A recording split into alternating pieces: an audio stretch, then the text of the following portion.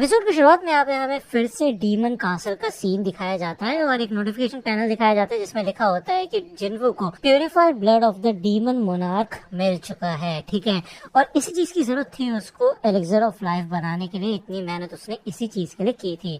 यहाँ पे क्राफ्ट करने का ऑप्शन आ जाता है क्योंकि उसको तीनों इंग्रेडिएंट्स मिल चुके होते हैं, लेकिन इस क्राफ्टिंग के लिए उसकी इंटेलिजेंस स्टैट की मदद ली जाएगी। तो यार इसके चांसेस ऊपर नीचे वाले हैं। ठीक है, तो जिन्वो एग्री कर देते हैं, ये क्राफ्टिंग शुरू हो जाती है और फाइनली सक्सेसफुल भी हो जाती है और जिन्वो को एलिक्सर ऑफ लाइफ मिल जाता है। लेकिन अब वो यही चीज सोचता है कि क्या इससे उसकी मॉम की जो इटर्नल स्लीप वाली प्रॉब्लम है वो सॉल्व हो सकती है या फिर नहीं। तभी पीछे से आयरन इस ड्रैगन की बॉडी को उठा के लेके आ जाते हैं और भाई वो उसको अराइज करने के लिए लेके आया होता है। तो जिन्वो इसे अराइज कर देता है, लेकिन वो उसका नाम भूल गया होता है, जिस वजह से वो उसका नाम काइसल रख देता है। ठीक है, अब यार एसल तो काफी ज्यादा खुश होती है। वो यही सोचती है कि यार हम इस ड्रैगन के ऊपर बैठ के जल्दी से जल्दी हमारे घर पे जा सकते हैं और वहाँ पे हम काफी तगड़ी पार्टी करेंगे।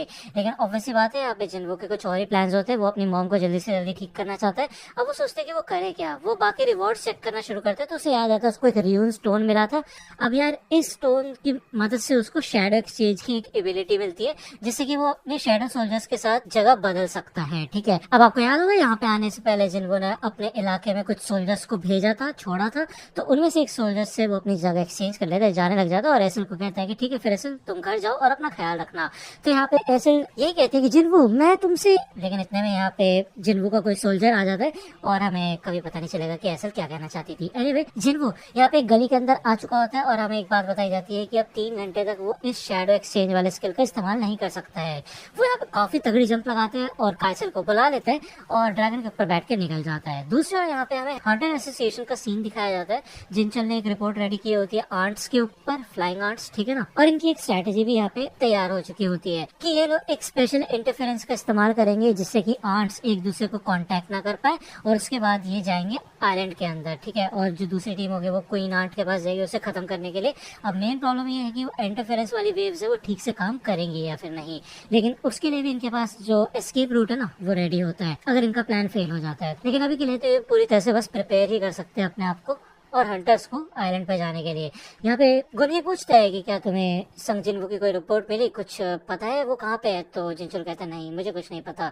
दूसरा यहाँ पे हमें बेक का सीन दिखाया जाता है जो कि अपने एक दोस्त ब्योंगो के साथ ड्रिंक करने के लिए आया होता है। ठीक है, अब ब्योंगो यार एक एस रैंक का हीलर होता है, काफी अच्छा खासा हंटर रह चुका होता है ये, लेकिन ये रिटायर हो चुका होता है।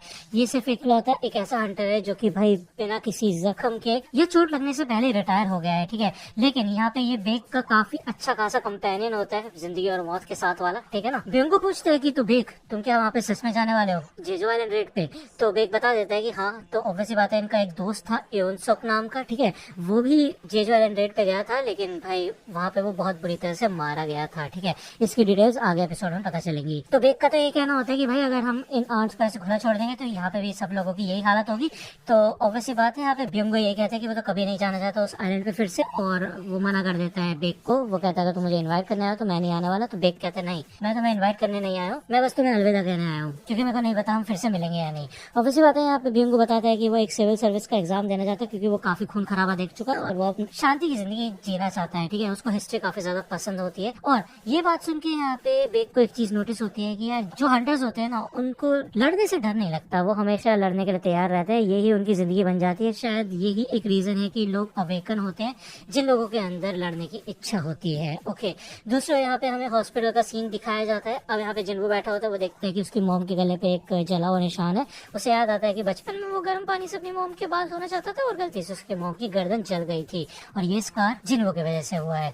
वो यहाँ पे एलिक्सर ऑफ लाइफ को अपने हाथ में ले आता है और वो ये सोचता है कि यार ये चीज काम करेगी या नहीं। भले ही सिस्टम ने उसकी काफी मदद की है, उसको 0 से लेके 100 पे लेके आ चुका है सिस्टम। ठीक है, E रैंक के हंटर से S रैंक के हंटर तक, और अब एक चाह रहा है उसको एक और बार ट्रस्ट करना होगा सिस्टम पे। वो यहाँ पे एलिक्सर ऑफ लाइफ पिलाने से पहले थोड़ा कांपता है, लेकिन फिर भी अपनी मॉम को ये पिला देता है, जिसके बाद वो नोटिस करते हैं उसकी मॉम की जो स्किन होती है वो ग्लो करने लग जाती है, हील हो जाते हैं उनके सारे वुंड्स और उनका जला हुआ मार्क भी गायब हो जाता है। लेकिन उसके बाद भी उसकी मॉम जागती रही है। तो यहाँ पे जिन्वो थोड़ा डिप्रेस हो जाता है, वो बैठ जाता है, वो यही सोचते हैं कि प्लीज मॉम उठिए उठिए। दूसरा यहाँ पे हमें जिन्हा का सीन दिखाया जाता है जो कि भाई अपनी स्टडीज पे कॉन्सेंट्रेट नहीं कर पा रही होती है, तो वो बाहर निकल जाती है घूमने के लिए। अब जब जिन्वो ये सारी बातें सोच रहा होता है तो देखता है वो कि यार उसकी मॉम फाइनली उठ चुकी है और भाई ये काफी इमोशनल इमोशनल मोमेंट है, काफी अच्छा खासा मोमेंट है। आप ये एपिसोड देखना चाहते हो तो टेलीग्राम चैनल पर मैंने एपिसोड अपलोड कर दिया, वहां जाके देख सकते हो, ठीक है। अब यहाँ पे जिन्वू की मॉम भी काफी ज्यादा खुश होती है जिन्वू को देख के, और वो यही पूछती है कि मैं कब से सो रही थी, तो 4 साल से सो रही थी उसकी मॉम। और वो जिना के बारे में पूछती है, जिना भी ठीक होती है, तो उसकी मॉम कहती है कि बहुत अच्छे बच्चे, तुम काफी मैच्योर हो गए हो और तुमने अपना प्रॉमिस बिल्कुल अच्छे से निभाया, लेकिन तुम्हें चोट लगी हुई है, इसका तो यह है कि तुमने काफी मेहनत की होगी, है ना। तो यार ये सुन के यहाँ पे जिन्वू रोने ही लग जाता है बहुत बुरी तरह से, ठीक है ना। ये काफी इमोशनल मोमेंट था क्योंकि वो इसी पल के लिए इतनी ज्यादा मेहनत कर रहा था शुरुआत से लेके अब तक। अगले समय यहाँ पे भाई डॉक्टर को बताया जाता है कि भाई इटर्नल स्लीप वाली एक जो पेशेंट थी वो जाग चुकी है, और ये काफी कमाल का केस है। उनकी बॉडी में कोई भी अबनॉर्मलिटीज नहीं है और उनकी फैमिली चाहती है कि हम उन्हें डिस्चार्ज कर दे। जिना यहाँ पे आ चुकी होती है, वो भी काफी इमोशनल हो जाती है अपनी मॉम को देखने के बाद। जिन्होंने ये कहता है कि अभी तक वो काफी सारी चीजें अचीव कर चुका है, लेकिन उसका असली रिवॉर्ड तो उसको अब जाके मिला है। दूसरे यहाँ पे हमें एक कॉन्फ्रेंस मीटिंग का सीन दिखाया जाता है जहाँ पे गुनही फाइनली जेजू आइलैंड रेड की जो 4th मिशन है उसके बारे में अनाउंसमेंट कर देता है, क्योंकि हाल ही में भाई विंग्ड वाले आंट ने अटैक किया था, तो उसके जवाब में ये लोग यहाँ पे अटैक करने वाले जेजू आइलैंड पे। और वो बता देता है कि हमारे इस रेड मिशन में सिर्फ एस रैंक के हंटर्स पार्टिसिपेट करेंगे, साथ के साथ यहाँ पे जापान के भी 10 एस रैंक हंटर्स आने वाले। जहाँ तक बात है ए रैंक और उससे नीचे वाले हंटर्स की, तो वो बस यहाँ पे सपोर्ट के लिए रहेंगे, ठीक है। और इस बार हम पक्का जीतेंगे। ब्योंगो भी ये न्यूज देख लेता है। अब वो यार पहले का टाइम याद करता है जब वो बेक और योनसुक के साथ था। अब योनसुक यहाँ पे इस समय जिंदा था और उसको काफी ज्यादा डर लग रहा होता है, और वो यही कहता है कि हमसे ज्यादा डर तो उन लोगों को लगना चाहिए जिनको लड़ना ही नहीं आता है। तो वो ये कहता है कि हम तीनों एक दूसरे के लिए और हमें ही एक दूसरे का साथ देना होगा, खासकर बेक का, ठीक है। जब जिन्वो की फैमिली घर आती है तो ये लोग देखते काफी गंदा पड़ा होता है घर, और जिन्वो यहाँ पे जिना का मुंह पकड़ लेता है और वो कहता है तुम, मैं बाहर गया और तुमने पूरे घर की वाट लगा के रख दी। तो उसकी मम्मी से कहती है अच्छा ठीक है शांत हो जाओ, अब 4 साल के बाद हम चलो फिर से साथ मिलके साफ सफाई करते हैं, ठीक है। अब ये घर इनका काफी ज्यादा पुराना हो चुका होता है, तकरीबन बचपन से ये लोग यहाँ पे रह रहे होते हैं। जिन्वो को एक चीज रियलाइज होती है कि यार जब से वो हंटर बना है ना, तब से वो ऐसा लगता है कि अपनी फैमिली से काफी ज्यादा दूर हो चुका है। कहीं ऐसा तो नहीं उसने कोई ऐसी लाइन क्रॉस कर दी हो जहाँ से वो वापस नहीं आ सकता। तब यहाँ पे जिन्वो की मॉम देखती है अपनी फैमिली फोटो में उसके हस्बैंड होते हैं, यानी कि जिन्वो के डैड, और वो पूछती है कि क्या तुम्हें उनके बारे में कुछ अपडेट मिला। तो यार कोई अपडेट नहीं मिला होता इनको। जिन्वो की मॉम बताती है कि यार भाई जिन्वो के डैड एक फायर फाइटर थे हंटर बनने से पहले, और वो काफी कूल लगते थे जब वो इंसानों को बचाते थे। तो ये सारी खूबी यहाँ पे जिन्वो के अंदर भी है। जिना कहते हैं मेरे अंदर भी खूबी है ना, मैं भी डॉक्टर बनना चाहती हूँ, लोगों की मदद करना चाहती हूँ। तो जिन्वो की मॉम कहती है हाँ। दूसरे यहाँ पे हमें गुनही का सीन दिखाया जाता है।